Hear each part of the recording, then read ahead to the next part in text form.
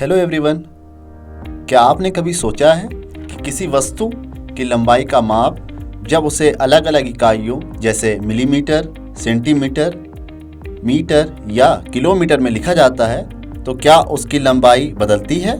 आइए एक मापने वाले टेप और एक स्केल की मदद से करके समझते हैं। स्केल या टेप पर आपको बराबर दूरी पर निशान दिखाई देंगे। दो निशानों के बीच की दूरी 1 मिलीमीटर होती है। इन निशानों के बीच की दूरी का 10 गुना 10 मिलीमीटर होगा, जो 1 सेंटीमीटर के बराबर है। इस प्रकार 20 मिलीमीटर बराबर 2 सेंटीमीटर और 30 मिलीमीटर बराबर 3 सेंटीमीटर। इन निशानों के बीच की दूरी का 100 गुना 100 मिलीमीटर या 10 सेंटीमीटर होगा। 10 सेंटीमीटर को 1 डेसीमीटर भी कहते हैं।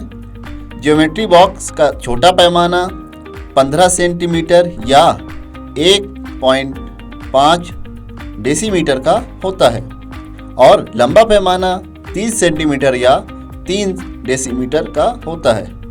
मापने वाला टेप 1 मीटर लंबा होता है, जो 1000 मिलीमीटर या 100 सेंटीमीटर या 10 डेसीमीटर के बराबर होता है। कागज़ की 10 शीट लगभग 1 मिलीमीटर मोटी होगी। एक पेंसिल लगभग 18 सेंटीमीटर या 1.8 डेसीमीटर लंबी होती है।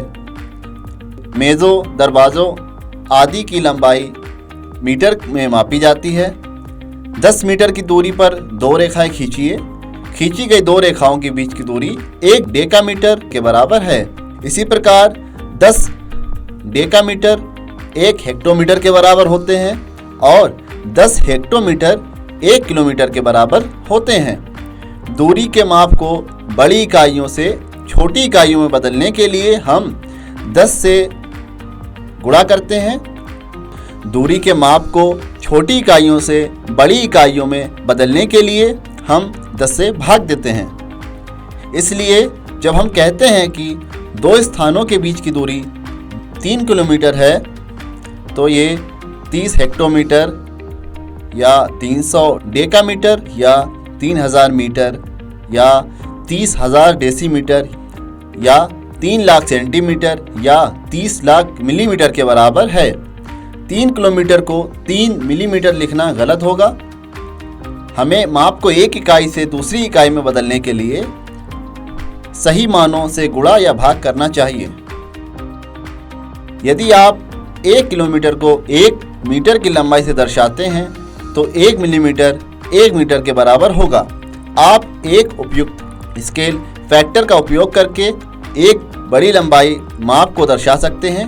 लंबाइयों को दर्शाने के बाद आप उनका जोड़ या घटाव कर सकते हैं। Thank you.